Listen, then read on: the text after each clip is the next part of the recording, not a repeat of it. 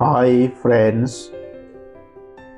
আজ আপনাদের নিয়ে যাব ব্যাঙ্গালোর থেকে 100 কিলোমিটার দূরে চিক্কাবল্লপুর, যেখানে গড়ে উঠেছে দি অ্যাবোর্ড অফ যোগা, বাংলায় হলো যোগের স্বর্গ।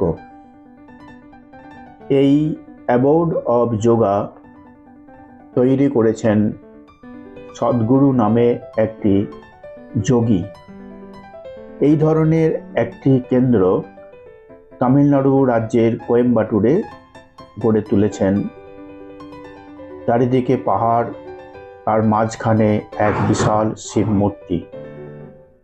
এই স্থানের আরও একটি পরিচিত নাম হলো আদিযোগী। কাতারে কাতারে মানুষ এই স্থান দর্শনের জন্য বিভিন্ন প্রান্তর থেকে আসছেন। আমার যেটি মনে হলো, এই স্থানটি খুবই অনুন্নত, প্রান্তিক ও গরিব মানুষের সংখ্যা বেশি। তবে এই প্রতিষ্ঠানটি হওয়ার ফলে এই অঞ্চলের সাধারণ মানুষের আয় অবশ্য কিছুটা বেড়েছে বলে আমার মনে হয়েছে।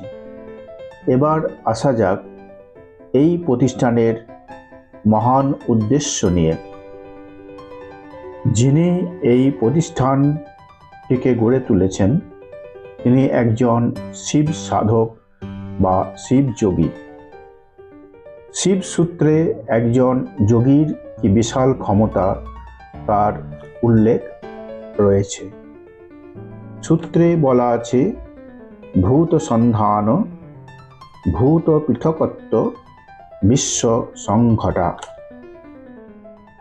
একজন শিবযোগী তার প্রবল ইচ্ছা শক্তি বলে দেহ, মন ও বুদ্ধিকে পরিবর্তন ঘটাতে পারেন।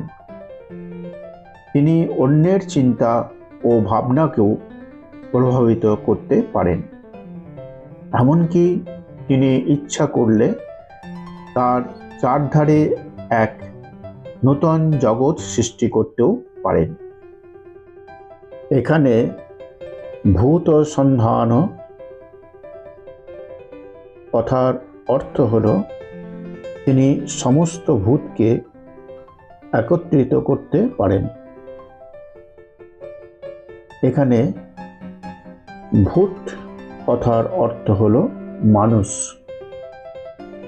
ভূত পৃথকত্ব অর্থাৎ তিনি সমস্ত ভূত বা মানুষকে পৃথক করতে পারেন। বিশ্ব সংঘটার এর অর্থ হল সমস্ত বিশ্বের সাথে তিনি যোগাযোগ স্থাপন করতে পারেন। অসংখ্য মানুষের একত্রিতকরণ এবং সেই সঙ্গে এই প্রতিষ্ঠানের কাজে সাথে সারা বিশ্বের মানুষের যোগাযোগ স্থাপন এই শিবযোগীর সাধনাকে আজ সাফল্যমণ্ডিত করেছে বলে আমার মনে হয়েছে। আসুন আমরা এখন একটি লেজার শো দেখি এবং এর আনন্দ উপভোগ করি।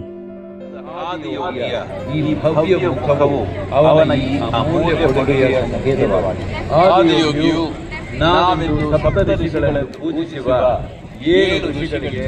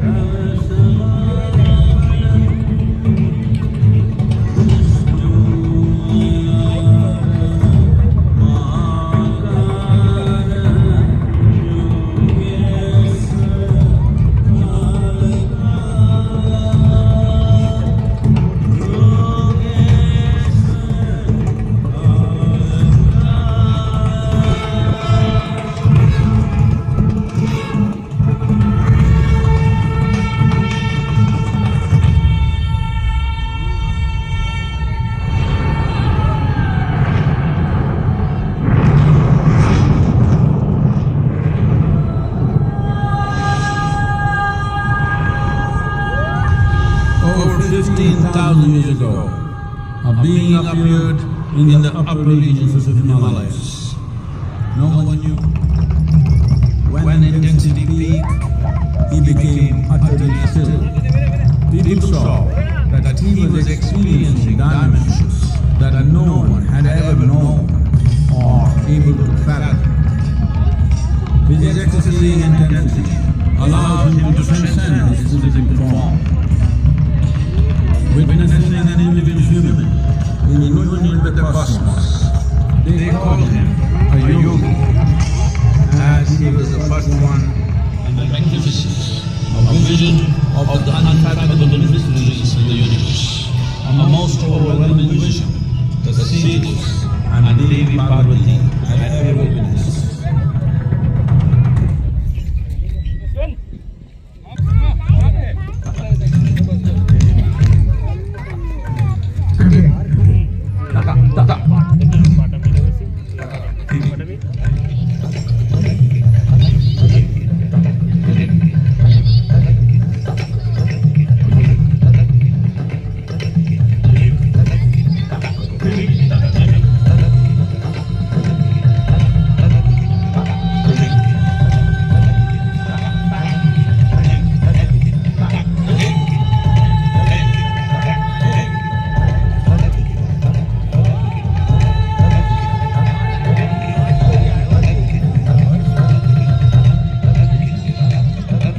The yogi absorbed her and made her a part of himself, and hence he is the Advaita, the ideal man, where one half of him is woman.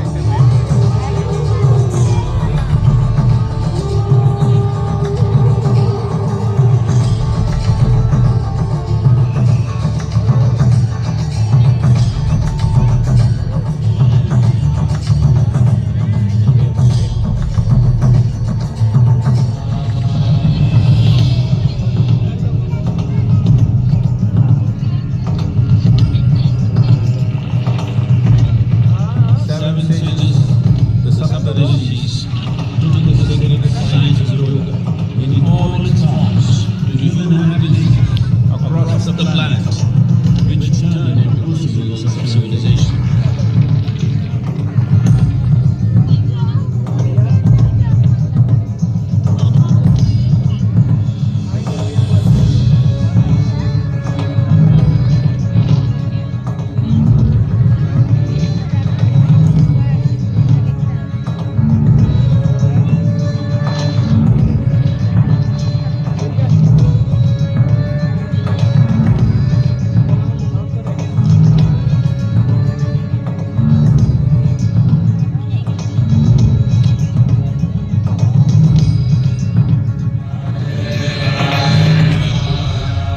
This spectacular being is not of the past, but the future of humanity. To move humanity from hallucinations of ups and downs to nameless ecstasies of one's interiority.